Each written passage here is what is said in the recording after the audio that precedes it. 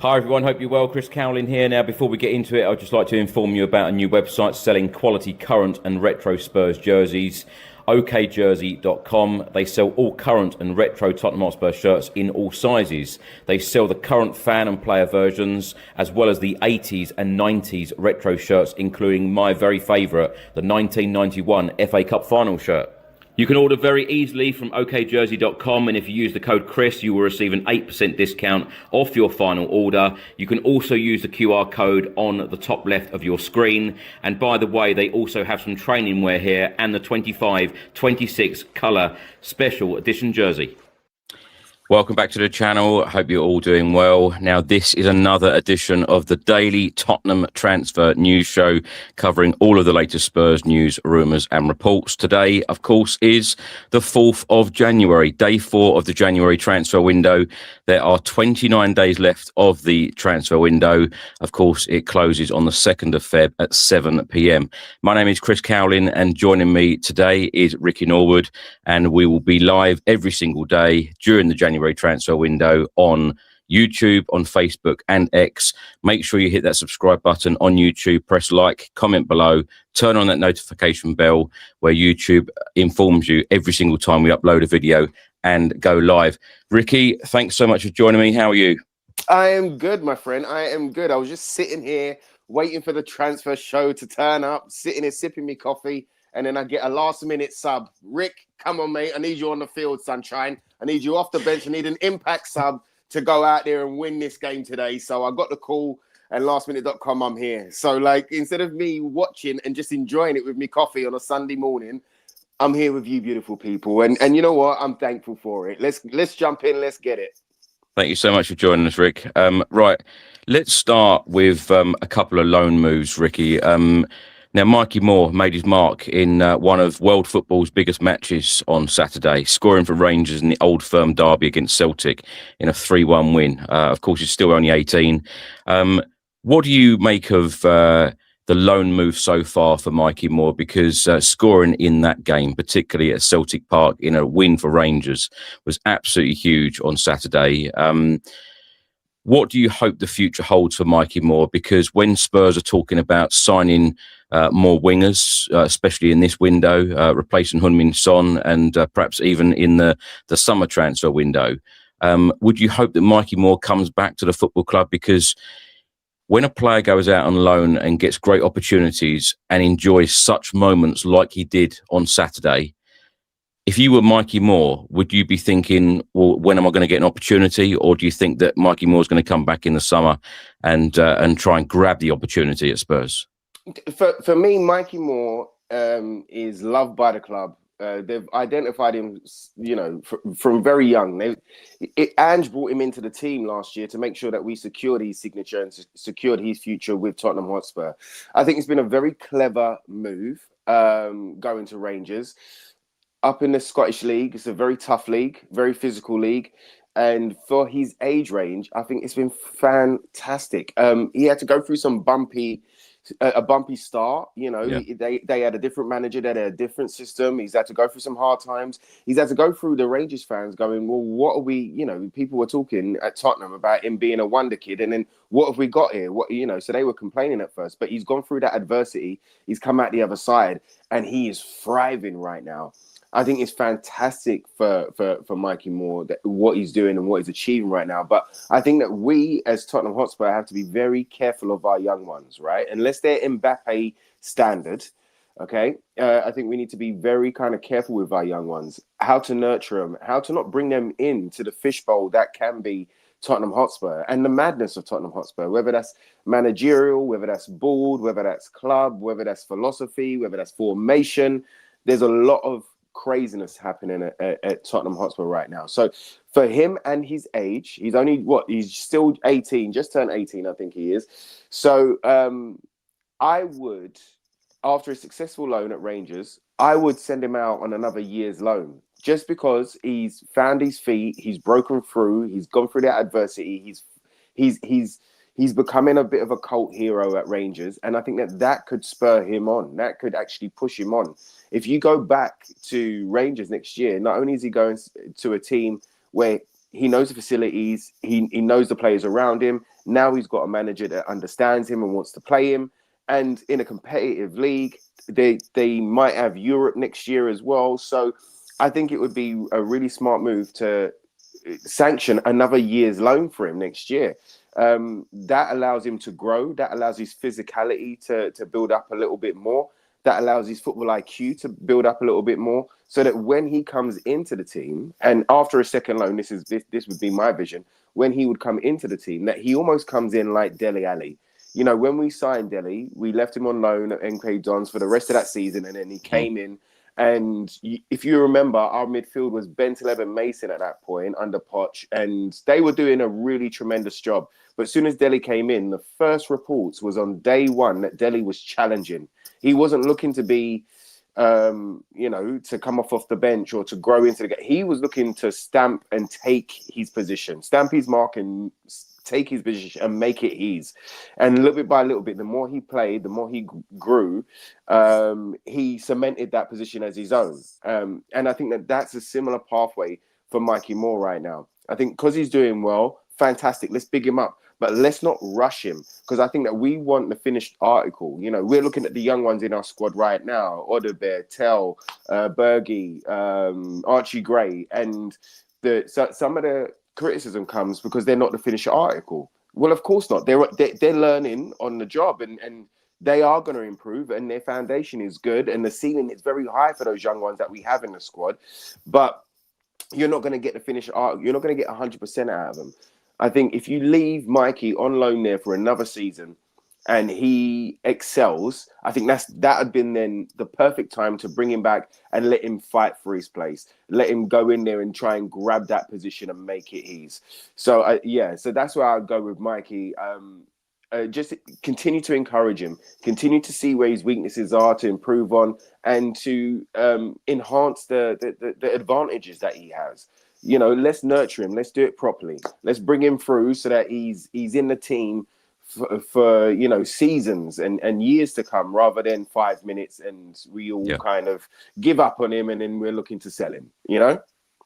Yeah, absolutely. A player with a very, very exciting future, and great to see him run over to that away end yesterday. Very, very. Great scenes there. London World, Ricky, have reported that Spurs are now listening to loan offers for Matisse Tell for the second half of this season. It seems that Spurs feel that he has a lot more developing to do and he needs regular football to do it. And London World have also stated that Galatasaray could be an option for Matisse Tell. I have seen a lot of fans in the last 24 hours or so, and there's a couple of other reports out about this story as well. And the fans seem to be saying, look, if you're going to be loaning out a player like this, it needs to be like to a Premier League club, or certainly in England. Would you go along with that? Would Galatasaray, for instance, be a good loan move? And do you agree with a loan move for Matisse Tell? Because I've got to say, he was one of the players that I was most impressed with during pre-season. Especially in the training sessions in South Korea and Hong Kong. And the moments that I've seen from Tell, and I know he's had a lot of criticism from a lot of Spurs fans this season, but the moments that I've seen, the glimpses in certain games, he has taken his opportunity, he's done well, but absolutely right from London World, he does need game time. Is he going to get it under Thomas Frank, or is this the right thing to do to loan him out? You know what, with Matisse Tell, I actually feel really sorry for him right now. I think he's been mistreated, bro. This year we've had that left wing spot open for audition for anybody to take up. You know, come in, show us what you got. And when he did play the beginning of the season, it was mostly in the 9. He never really got that left wing spot, and then he's had bitty moments here and there. I don't know why he hasn't been given more minutes at Tottenham.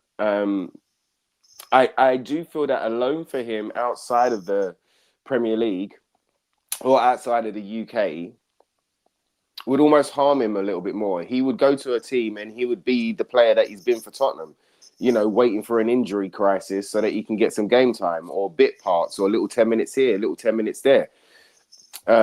He needs to... I would love him to get some more game time. I thought against Palace, it would have been the perfect time to start him. And then, you know, as we're seeing some great flashes from Odebear. And Odebear needs game time and repetition, and he needs to build up himself. But Odebear's had more of an impact coming off the bench against tired legs. And I would have loved Tell to start against Palace, or even against Sunderland the other day.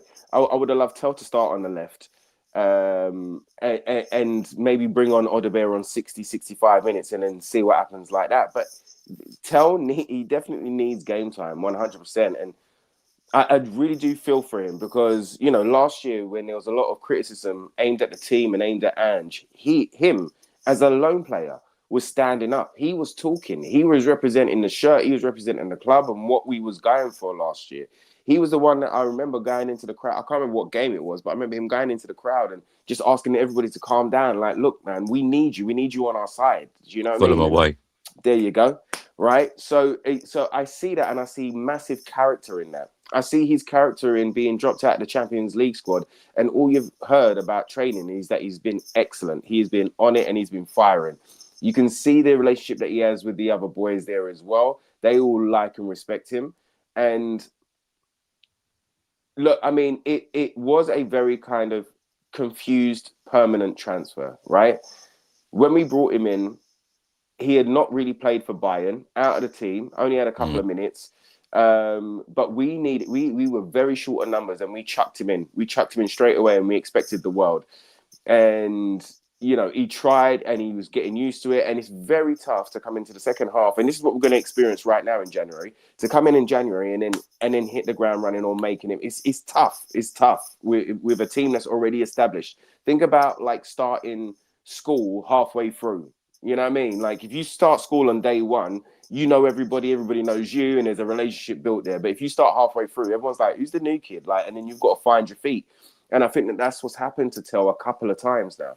So he came in and he was there for us when we needed him. And some of the performances wasn't great, but you could tell that there's flashes in there. And you can tell that once he actually gets used to what the Premier League is asking him to do, that he could potentially be a firecracker at Tottenham.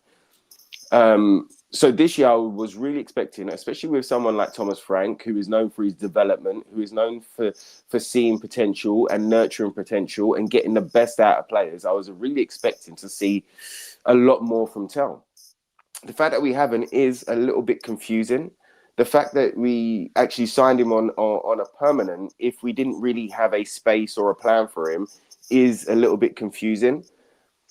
So my ideal would be for him to get some game time at Tottenham. If he's not going to get game time at Tottenham, and if he's not in favour with Thomas Frank, then yes, alone. But I totally agree with those sentiments from other Tottenham fans, which is there's no point in sending him to Galatasaray. There's no point to sending him to Germany. There's no point sending him to Spain.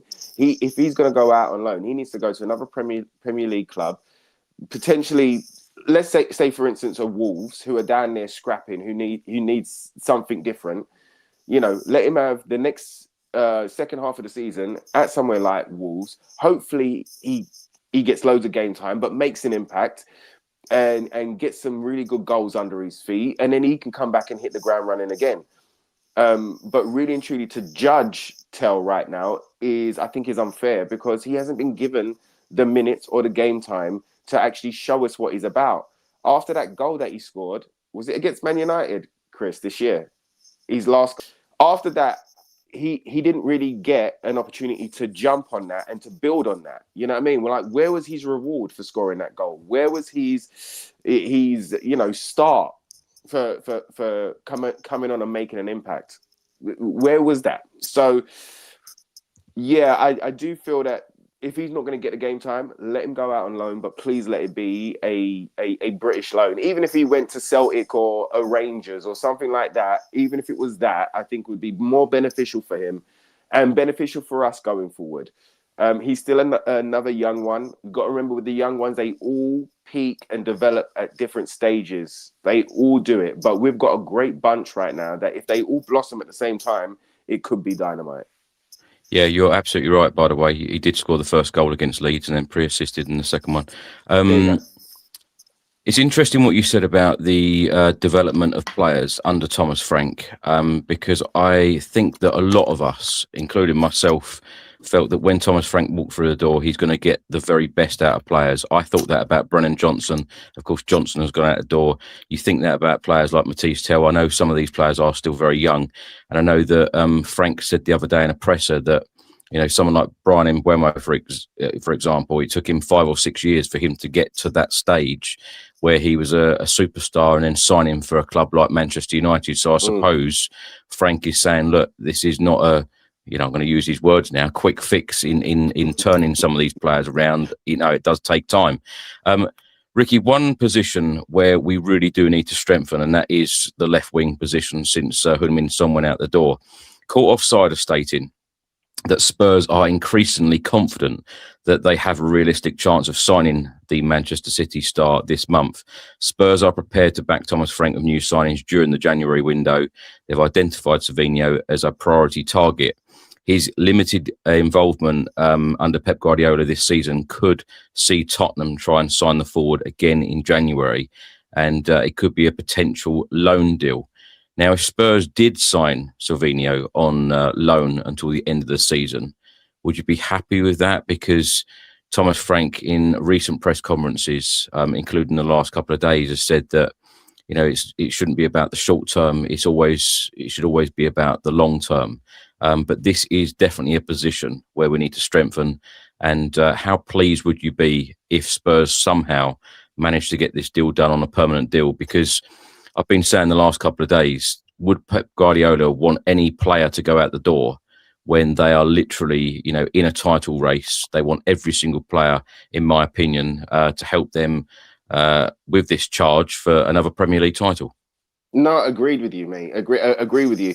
But there's that potential Semenyo deal happening for Man City, right? So maybe the wings start getting a bit clogged up, and maybe there is opportunity for somebody to come out of Man City. On Savinho, I've got this thing, Chris, where I've said it before on the show, but the player that we're linked with the most is the one that we're not going to get, right? It happens every single window, right? Eze was the guy. We didn't get Eze, right? Savinho seems to be the next one that's on the chopping block. Oh, well, Semenyo. Semenyo was there. We was been chatting to, and I knew coming into January that we was not going to get him. I just had this feeling. We've been linked to... Go on. Let me just ask you. So in the press conference, the pre-match one to the Sunderland game, Thomas Frank was asked about transfers, and he said, you have target 1, 2, 3, 4, 5, and 6. Do you really want target number 6? You really want, 1 and 2. Yeah. How many times have we said that as fans? We want the top target. Spurs should always have the top target and go all out for the top target. I know we could sit here all day and talk about, things need to change at the football club in terms of ambition, and we want top targets. More money perhaps needs to be spent in some areas sometimes, and the wage structure needs to change. But how important is it going forward that Spurs perhaps stick to that of not going to target 5 or 6 and always demanding 1 or 2?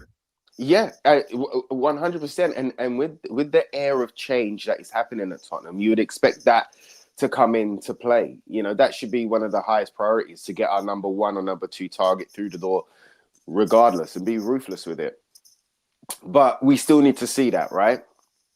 We still need that to happen. We still need that this is the first window under the new board, and I'm waiting to see. I'm waiting to see what they do and how they move, and whether they back their own chat and stuff like that. So it's to be seen. But yes, you're absolutely right. That's what we want. What I don't want is, when you're saying, we only want target 1 or 2, we don't want 5 or 6.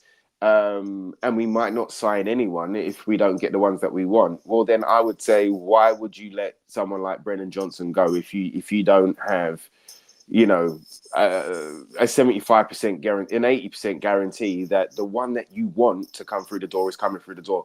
You don't let someone like Brennan go like that. And even Brennan, I do feel that Brennan, under Frank, I am very surprised that he didn't get more game time, and the adaptable coach, the one that nurtures, and the ones that can bring something out and improve the players and improve his squad, which is the coach that we now have, supposedly. That's why we signed him. That he couldn't get the best out of Brennan. You could have played him in the 10. You could have played him as a second striker. You could have brought him on more for Kudus on 60-65 when Kudus was dying, you know, or when he was being double, triple teamed. You could have brought him on to change the game. I just thought there could have been more opportunity for Brennan to be used like that. But if he's not fancied, he's not fancied. So back to Savinho. I've got this feeling that we're not going to sign him, Chris. I've just got this feeling. I think we've been linked with him for too long now. And this is the Leandro Damios situation. Do you know what I mean? It just seems like we've been linked with him for too long and it's not going to happen. If it does happen, I think it could be a good signing for us. There's, again, young Brazilian dribbler, can carry the ball, can find a pass. He's not as prolific as we would like as a winger, because we want a winger striker. We want somebody to replace what Son brought to the team, right? And for me, I would have liked Kvaratskhelia Cavalier, who plays for PSG. I can never say his name. But that was my ideal, right? Obviously, he's gone PSG. Now, for me, the left wing target that I would love, and that I actually got a little bit excited because we was linked to him at the beginning of this, was Yildiz at Juventus. Tall, powerful, dribble, but can score. Do you know what I mean? He's got an eye for goal, eye for a clever pass. He would have been the one on the top of my list. But if Savinho is the one that Thomas Frank wants, and he believes that he could change the dynamic of our side, then whether it's on loan or on a permanent, I think as long as he's through the door would be a positive. But I don't want us to just, like you said there, I don't want us to just buy in for buying's sake. I want to see the plan. I want to see the change within the board. I want to see that we sold Brennan for a reason, because we're going to spend big on our number one target, Chris. What you just said there. We've sold him so that we could make room for our number one target coming in. Yeah. If that happens, then I'll be happy, whatever that case may be. But if that happens, then I'll be happy. And the wages and the fees, all of that will come later, and we can discuss that later. But it's about that target, bro. It's about that thing that can change the dynamic of our team. And if he believes that Savinho is the guy, then of course, whatever happens, do you know what I mean? If we can get him through the door, fantastic. I keep using the phrase, Ricky, that I hope that Spurs have a couple of aces up their sleeve, having sold Brennan Johnson. Do you have that hope, and do you feel that way, and do you think that it is going to be a good window for Tottenham overall? I do have that hope, but there's a lot of hope with Tottenham this year, bro. You know, I spoke about it after the podcast. There's a lot of time when we talk about results or what's going to happen in a game, and I'm speaking from hope now, right? Yeah. So it's the same when it comes down to the transfer window. I hope that we've got a couple of aces up our sleeve. I hope that the fact that we've changed our board and quote unquote changed our ways, we start to see that. We start to see the fruit of that. We start to see the decisions being made that are clear, cut, concise. We start to see a direction. We start to see that whether it's Thomas Frank at the helm or somebody else, that whoever the board are speaking to players coming in, that they go something along the lines of, look, yes, we're in a bit of a roller coaster right now, but the guys that we've changed at the top all the way down is going to put us in a different position. Regardless of what's going to happen, Tottenham Hotspur are going to get this right. We're going to make sure we've got the right managers. We're going to make sure we target the right players, and we're going to make sure that at the very least that everybody is pulling in the right direction. So it's not so much about Frank, but it's about the club and the direction that we're going in, and what our ambition is and where we want to be as a club. If you sell the fact that there's been so much change, and that if you look at the squad, there's so much potential. The ceiling is massive in our squad. You know, because we've got so many young ones, we don't know what the outcome of those young ones are going to be. We really don't. But if they all flourish and blossom at the same time, we could be a fantastic, dangerous side. We could be the envy of a lot of sides because of when we made purchases and what we've done with those purchases when we made them. You know, we nurtured them, we looked after them. I don't want us to just cut them off. We made this thing happen. So you sell that to a player. So for instance, Diamande, right? I know you're going to jump onto him, but he's like 19. So that's the side of the club that you sell. Look at everybody else. Look at Xavi. Look at Bergvall. Look at Gray. Look at what we're doing. Look at Vuskovic. Look at all of these, and then we've got our own young ones at the club as well. So look at this. Look at what we're nurturing. Look at what we're building. Come in because we're going to get it right. Come in because we're pushing. And so that's what I need to see as well. Hippo says here, what are the aces? And Alan says jokers up their sleeve. Probably. I mean, we've been here before, haven't we? We've been here before. But I hope not. I know, brother. I know. I'm with you. But we've supposedly got this 150 million in the bank, with plus 35 million for Johnson. That's a lot of money, right? So there is no excuse right now. There's no excuse, and unless you're going to say something along the lines of Thomas Frank and the uncertainty, really and truly, there's no excuse. Go out there. You've got the money in your pocket. Go out there and get your number ones. Start off, like, what day are we on now? Sunday. So by Wednesday next week, you want somebody through the door. You want something confirmed. Yeah. Do you know what I mean? To go, all right, and cool. That kicks this off. That kicks off this period of change. Yeah. Well, Crystal Palace got their deals done on the 1st of January, their main target, and he's through the door. Be making his debut today at Newcastle. Ricky, talking about the young stars that we have, and we do have quite a few young stars out on loan. We've just spoken about Mikey Moore. Jamie Donnelly is another one. Jamie Donnelly has just moved to Oxford on loan. His loan spell at Stoke for the first part of this season didn't work out. He didn't get a lot of game time at all. Talking about joining Oxford, he said, "This is a fantastic opportunity for me, one I'm determined to make the most of."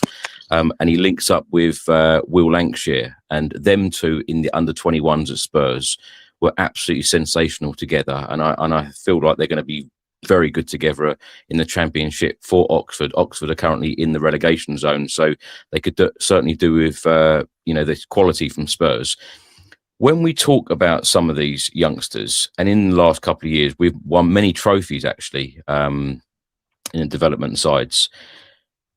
When these players look at the club, and we're always targeting, top players. We spoke about Savinho. So if Savinho walked through the door, what message does that send to some of these young players? Donnelly, Mikey Moore, etc.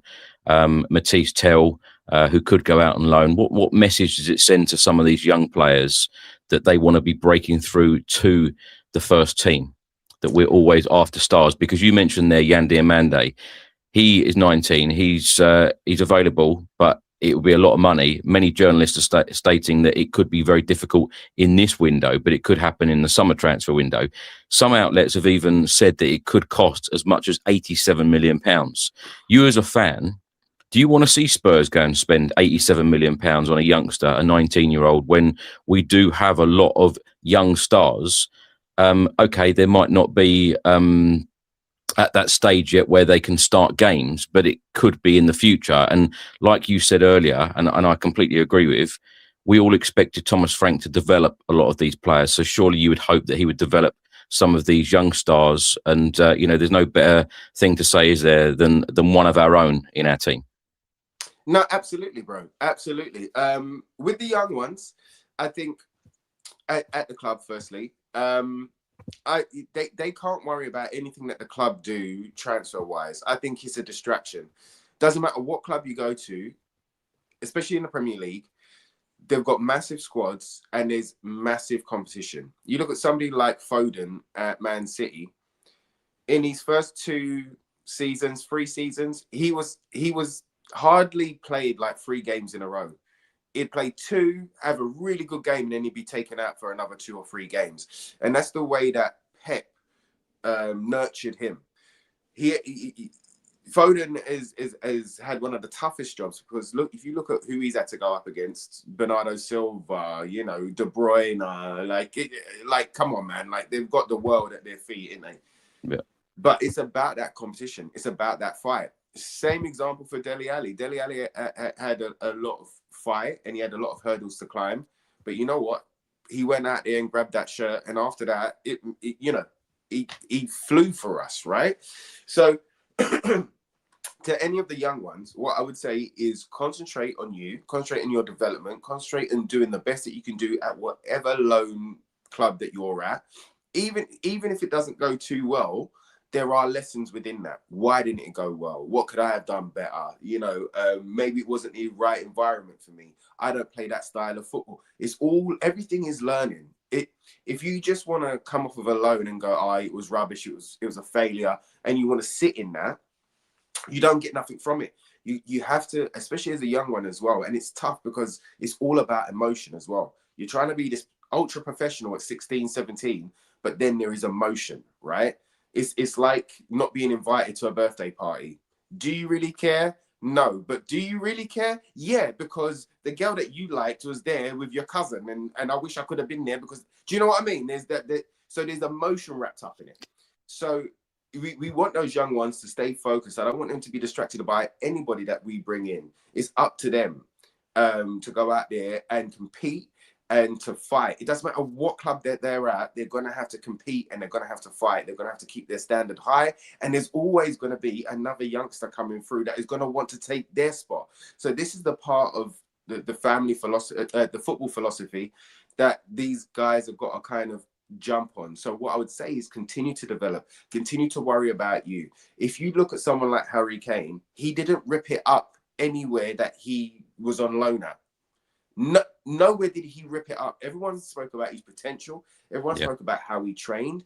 But even the players that he was playing alongside, Jamie Vardy, for instance, when he went to Leicester, they didn't see Harry Kane turning into Harry Kane.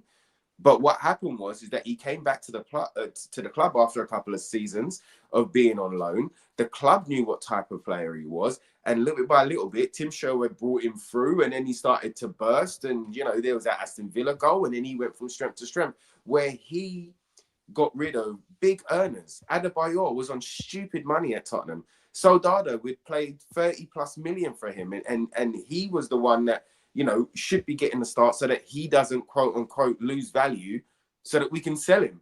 Do you know what I mean? So like there were a lot of politics that Harry had to fight through to get his spot. But the one thing that he did do was once he got in, he showed everybody what he was about. He used that Europa League, that particular season that he broke through, as a great breeding ground to show everybody what he's about. And once he was banging in goals, he didn't create no uproar. He didn't speak to his agent. He didn't do any of that. He let us, the fans, shout for him. Bring him on. Kane. We'd sing for him. We'd shout for him. You know what I mean? Like we demanded that he was on the field. And little bit by little bit, he became the man that he became. And that's what I would say is to all of the youngsters, and especially like Mikey Moore, but all of the youngsters, Lancashire, I think Lancashire, every time that I've seen Lancashire, big, strong. I think that his will to want to score, and he's got a grit about him. I think that he could be dynamite for us. I think Dane Scarlett could be dynamite for us. If he was to get a little bit more game time, I think he could be next level. And there are some players that doesn't matter how many loans they go out on, i.e. Harry Kane, but there's some players that want to play for Tottenham. Do you know what I mean? Like there's a thing about them that, all right, it's great. You sent me to Holland, but I want to play for Tottenham. I want to wear that cockerel on my chest. I want to go out there and, because I've been here since a kid, I want to go out there and score at the stadium. I want to go in front of the home crowd and like hear them sing my name. There's that type of ambition and there's that type of dream from them. And often you will see when we've been in crisis before, Chris, like Tottenham, when we bring a youngster through, that kind of fearlessness and that kind of, I don't know, attachment to the badge, attachment to the club, it gives that player an extra 2%. Yeah, and totally. And do you know what I mean? You get that from them. You get an extra 2% because they love the club. They want to succeed for this club. It's their club. I would actually say it's more than 2%. You know what I mean? Yeah. Do you know what I mean? So, yeah. So it's about that. I don't think we can be distracted, or I don't want the young ones to be distracted by who we're buying and what we're doing, because we bought Ndombele for nearly 70 mil. Didn't work out, sunshine. So it doesn't matter how much you spend on the player. It's about what you can do on the field. Yeah. So continue to worry about you and worry about your day-to-day, whatever club that you're at on loan right now. And when it's time to come back and grab your spot, don't leave nothing to chance. You go out there and do it. And if it all fails, you've put yourself in the best possible position to get a good transfer to a good club where you can then go and become the player that you need to become. Do you know what I mean? So stay on that. I do think the one player that needs a loan, though, Chris, is Kinski. I would send Kinski out on loan. I can't remember the play. We was on together.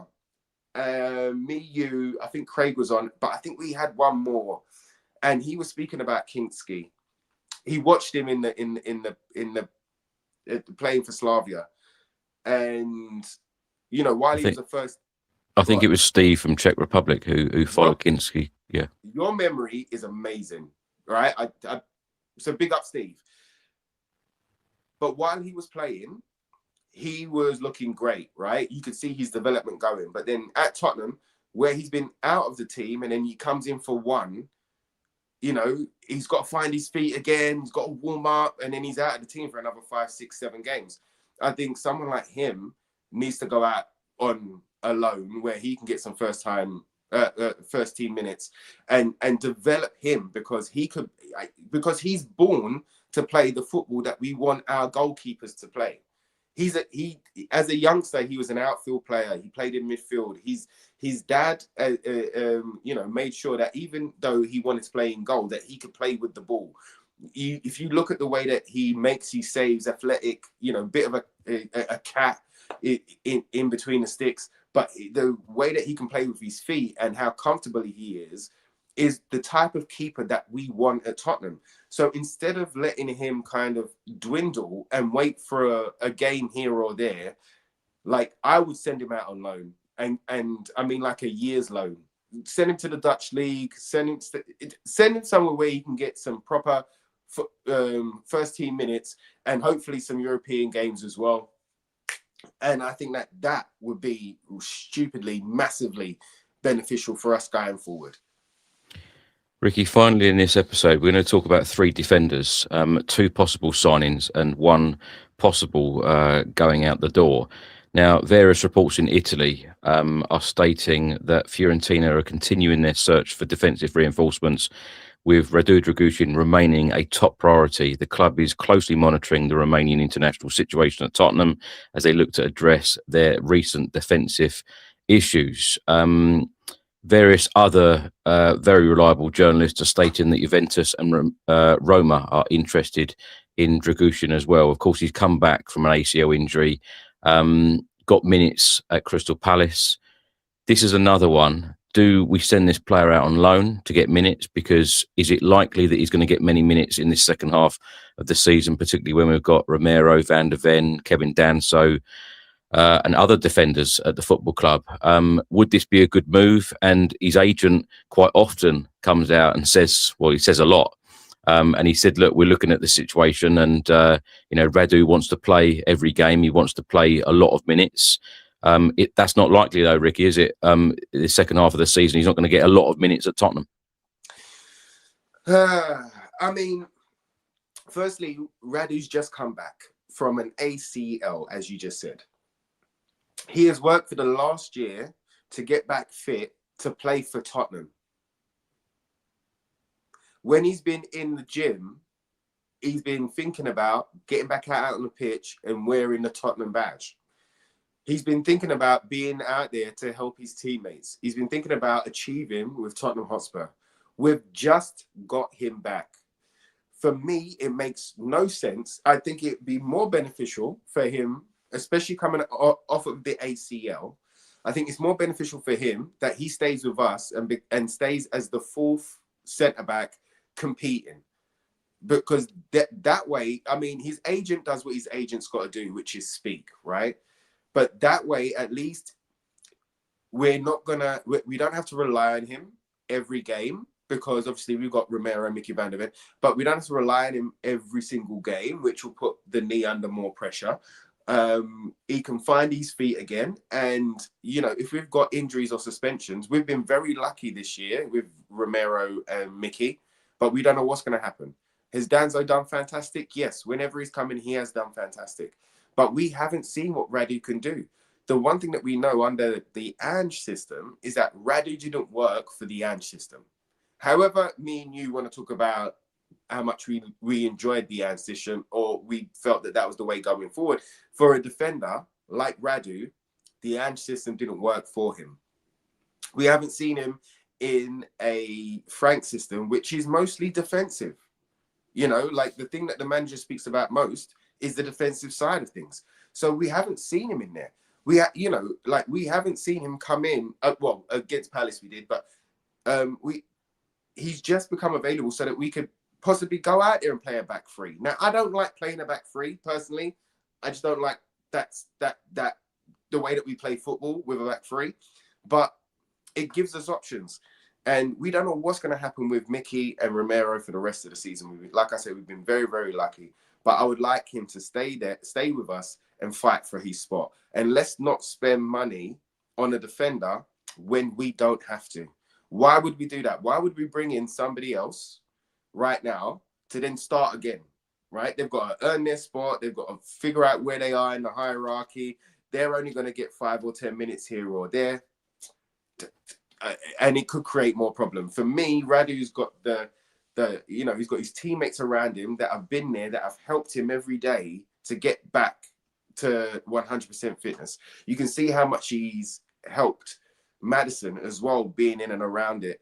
And that's what we miss as Tottenham fans. We don't see the day-to-day. We'll see a little bit. We're getting to see an insight through Maddison's videos. But we don't get to see that day-to-day, how they interact with each other, how important that they are for each other.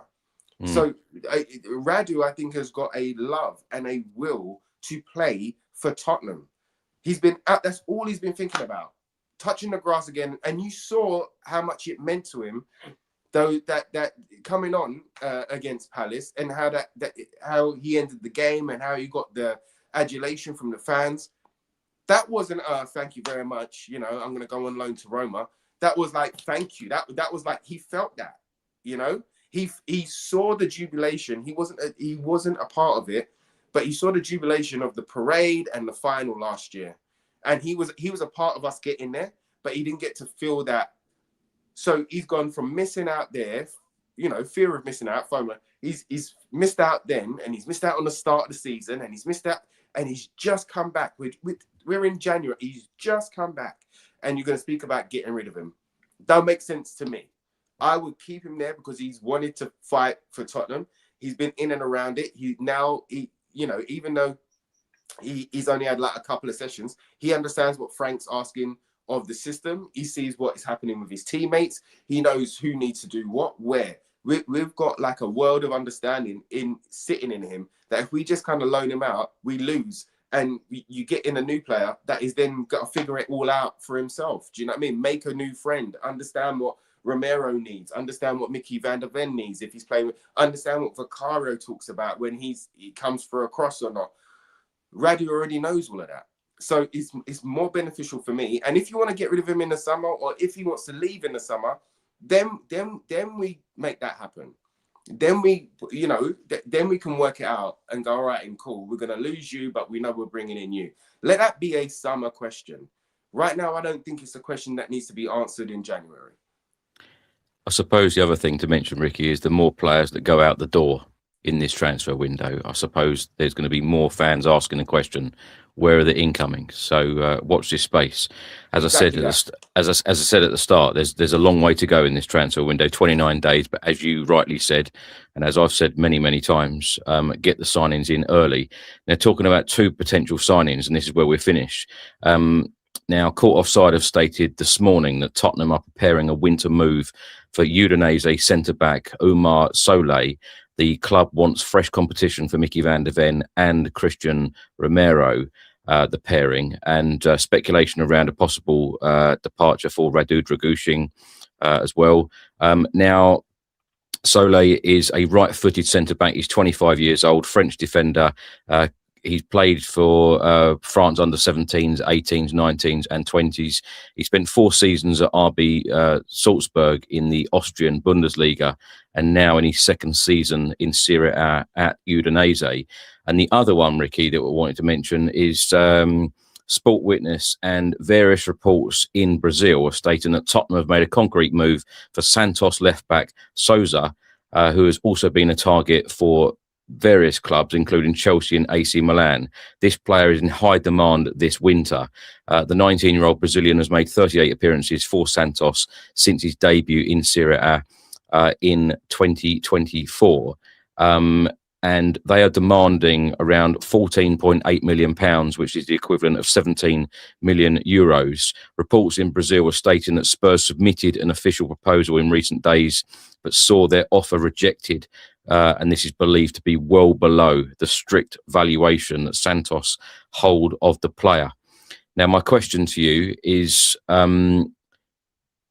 should this January transfer window, should it be about defensive reinforcements, or should it be about attacking creative players?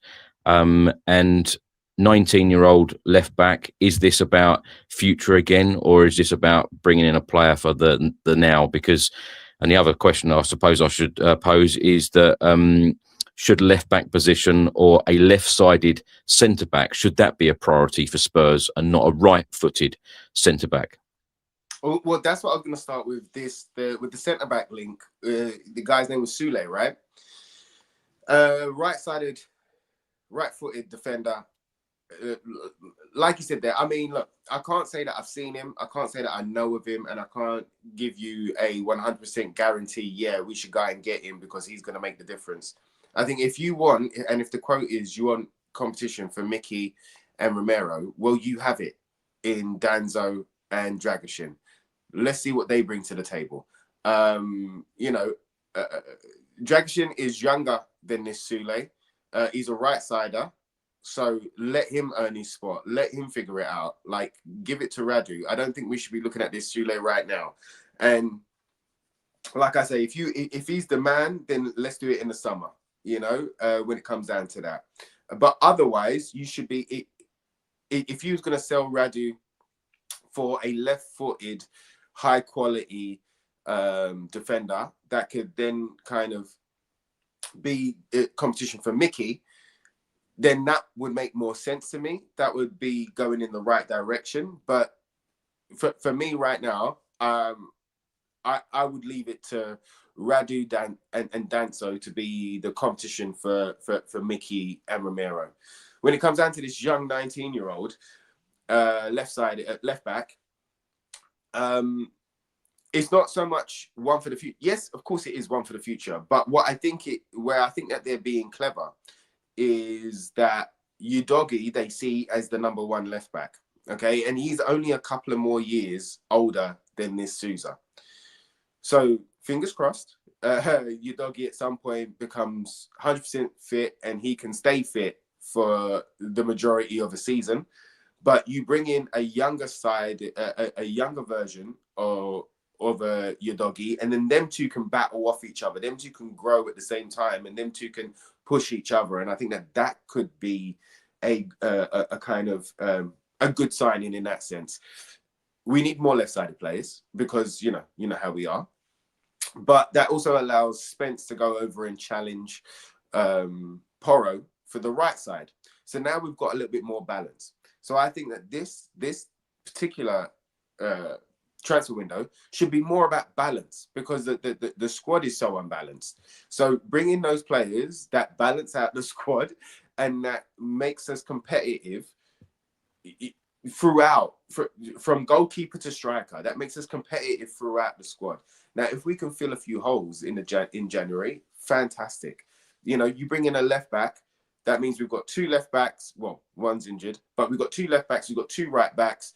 We've got two right-centered centre backs, and we've got we've got Mickey as the left-centered centre back, but then you've got whoever else that is not left-footed but can play that side. So then we've got a bit of solidity and we've got a bit of balance.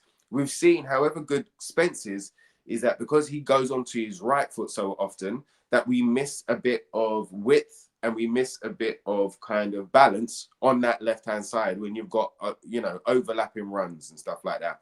Maybe Sousa could bring that to Tottenham. 19, exciting, attacking. If you look at some of his stats as well, I've only seen a glimpse, but They're good impressive. good on the defensive side as well as the attacking side. Now, of course, coming from Brazil to the UK is different, but a lot of the young players in Brazil have been preparing themselves for moves like this for a long time. They've seen it happen throughout history. How did Neymar leave? So they've seen it time and time again. It's part of the process. It's part of the things that they would love to do, is leave young and start their career young and go and make that happen. So I think that could be an exciting move. Again, I don't know much. I've only seen an overview of his stats and stuff like that. But that could be an exciting one. And I think that would make sense in the sense of letting or saying that Udogie is number one left back. You've put him as the number one there. So if and when he's fit, he's got the shirt. But then you've got this young one that is pushing him all the time. So and also somebody that we can change, right? So, we wanted under Ange, we wanted an extra right back and an extra left back, so that come 65 minutes, because they're doing so much work, we can actually change them if we want and get a different energy going forward. So if we've got that now, I know we haven't got Ange, but if we've got that now, if we bring him in, then we can do that. Then we can start the same way that we saw Odebear against tired legs. Can you imagine if your doggie's been at it for 65, 70 minutes and you bring him on for the last half an hour and he runs them ragged? That could be a good tactic. That could be something that, a good tool to bring to the table. So I'm in agreement with that one. I'm not so much in agreement with the centre-back and the whole Radu situation for the reasons that I've said. But we definitely need balance. So we need balance in midfield. We need balance in the creative sense. And we need balance up front. There's so many things that need to happen, especially up front in the creative areas. So if we could get 2 or 3 in that could help those scenarios, that could fill those gaps, I think that it could be a good window. But it's about the level of quality. It's the level of quality. If they are your number one target, then yes, go and get them. I don't really mind about the age or whether they're from the Premier League or not. That's just on me. But as long as they're the right person for you, as long as they're the right fit for you, and as long as they have that character that is willing to fight for their place and fight for the points on the board, then I'm with them. Ricky, lastly, I just wanted to get your opinion on Johan Lange and Fabio Paratici, because in the last press conference, Thomas Frank has said, look, the board members are working day and night. They're working very, very hard. Thomas Frank was also asked about Fabio Paratici's future. Is he joining Fiorentina sometime in this January transfer window? And Frank said, look, Fabio is working very, very hard for Tottenham right now. How would you feel if you saw Fabio Paratici leave Spurs, particularly in the January transfer window? What have you made of Johan Lange's time at Tottenham? And I suppose the final question for you will be, how would you assess the season so far under Thomas Frank? And is it right that Spurs do back this manager and we get in the exact players that he wants? Because I ask that because of the amount of criticism that he has received, the booing after the Brentford game. I suppose the fan base, I did a fan show yesterday, the fan base seemed very, very down at the moment. So I know there's a lot in there, but if you could condense the answers down, go for it. Bloody hell, bruv. Bloody hell. I can't remember where we started. Who did we start with? All right. Yep. Johan Lange, Fabio Paratici, right. Thomas Frank in the season so far. So Fabio Paratici and Lange. It's very pointless right now. I don't really understand. We brought back Paratici after his ban, after the summer window had shut. Yes, we know he's been consulting with us ever since this court case has begun. So he's still been in and around the club for a very long time. But after the window's shut, after Daniel Levy is left, Paratici resigns, and we see the video of Lange and Paratici and Vinay and speaking about this hybrid way of working where, you know, one's going to look at data, one's got the eye test, one does for senior, one does for the young ones.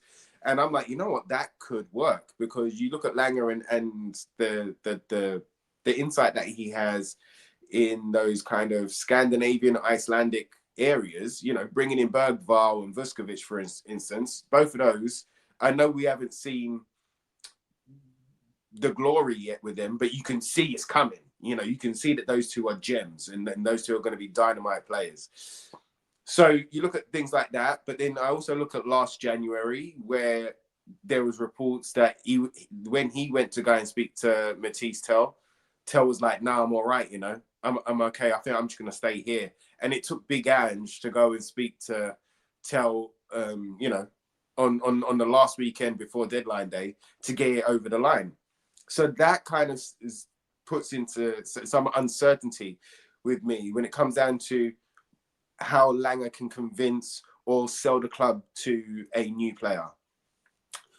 I don't know, but it creates that little bit of doubt.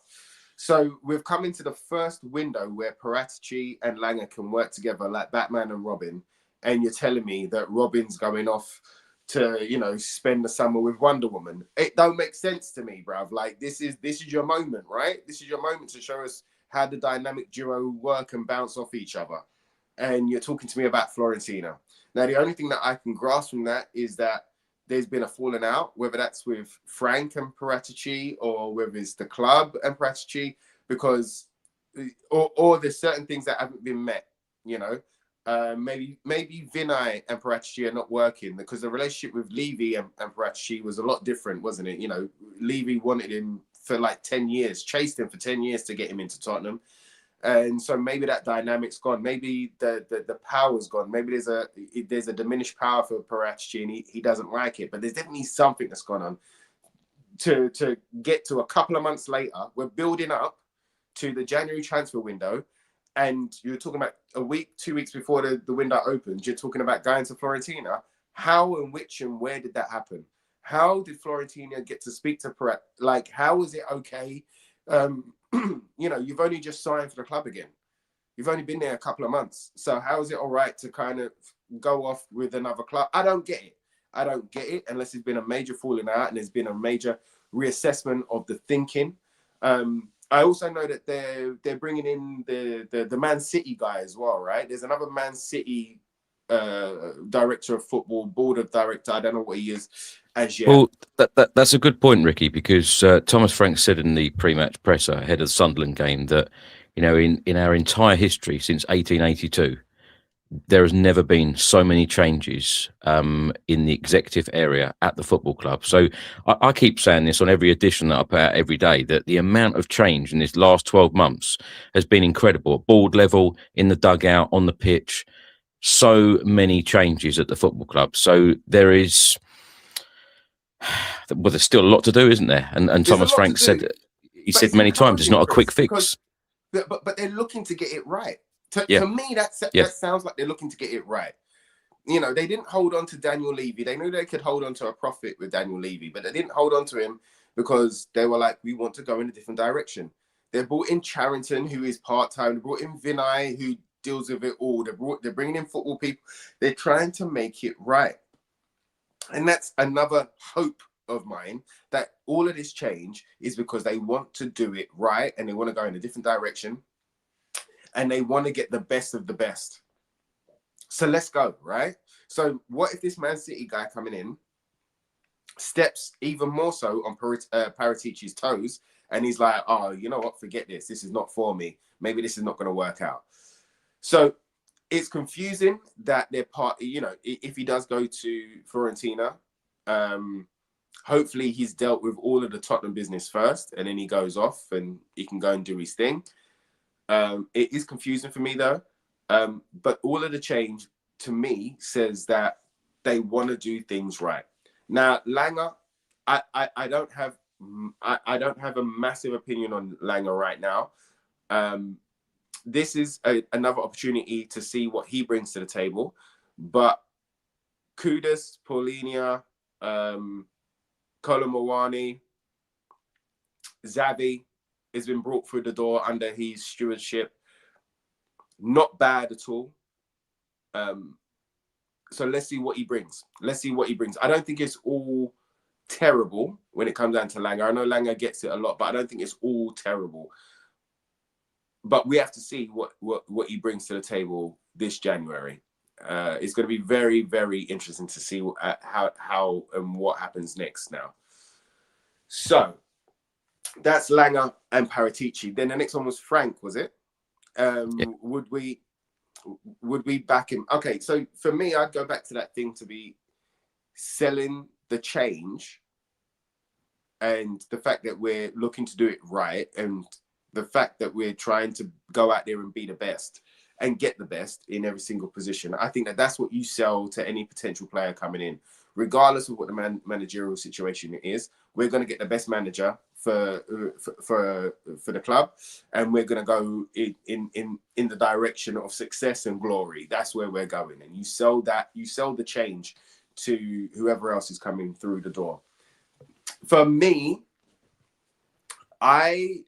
with the style of play under Frank, I worry about getting a Thomas Frank player. I worry about getting a Thomas Frank player because I don't know what a Thomas Frank player is. I really don't. But surely Johan Langer will. Well, they must have done because they speak every day, right? So I really don't know what a Thomas Frank type of player is. I really don't know, bro. I think what we need to do is do the best for the club, and they know where the holes are in the squad. So go and fill those holes. Go and do what we need to do.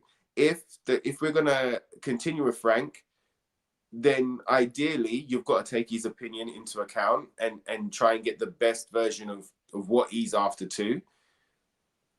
But also, he was, and this is how it was marketed to us, he was a manager that didn't complain about what players he received from Brentford. Brentford went out there, they done their scouting, they brought back some reports. He said, yeah, I like A, B, and C. They got him who they got him, and then he dealt with it. That was part of the remit of him coming in to us as well. That I remember that, that he's not one that is going to create ruckus within the board for a player. He's going to go, this is what I need. These are the attributes I need. Bring me the player, and then I will improve him. I will turn him into the player that I need. That's what I thought we were signing. So even if, if we go along those type of lines, then I don't think that it could be a bad thing. We go out there and get the attributes of the player and the position of the player that Frank's after. For me, a bit like Ange, character is massive for me. What type of man and what are your priorities and what are your intentions and what are your goals and ambitions? Is it Instagram? Is it a Mercedes? Is it diamonds, or is it glory? Do you know what I mean? And I think that's going to be an important factor coming in to any player. But it's very difficult, bro. It's very difficult for me to say anything kind of encouraging when it comes down to Frank right now, because I'm in my own limbo with him. We've spoken many times on the pods, and the fans know where we've been on. And you know what? I'm going to be on after Sunderland today. So we'll probably, I'll probably spend another 4 hours speaking about Frank. But praying for a win. I'm unconvinced right now. I'm unconvinced right now, Chris. And we need to see. And I want to be wrong. When I talk about the assessment of Frank, I really want to be wrong. I really want it to turn around tomorrow. And he shows us this expansive football, and he shows us that we were just working on our defense so that our attack could be immense. But I'm just not seeing it. What I see is that he was happy with a point at Brentford. What I see is the time wasting to get a point at Brentford. What I see is that he sees us as a smaller club than any other club that we go up against. Suddenly, that whoever we're going up against are so great, and we should be lucky to get a point against them. That I don't like that way, bro. I don't like that way of thinking. I don't like that approach. I don't like that energy it puts on the squad. I just don't like it. So I want it to turn around. I want it to be successful. I want to say that, you know, I was wrong with my assessment of Thomas Frank. But let's see, mate. Let's see. Ricky, I know you said tomorrow, but the game is actually today, and I'm on my way now. I'm in today. I'm on my way. So it's been, you know, during the Christmas and the festive period, we don't know what days, you know, back to work the next week. Mate, do me a favour. Ricky, thank you so much for coming on today. Really enjoy talking to you as always, and thank you so much for your input. Yes, you will be back on the podcast later on today after the Sunderland game. Score prediction for this one, very quickly.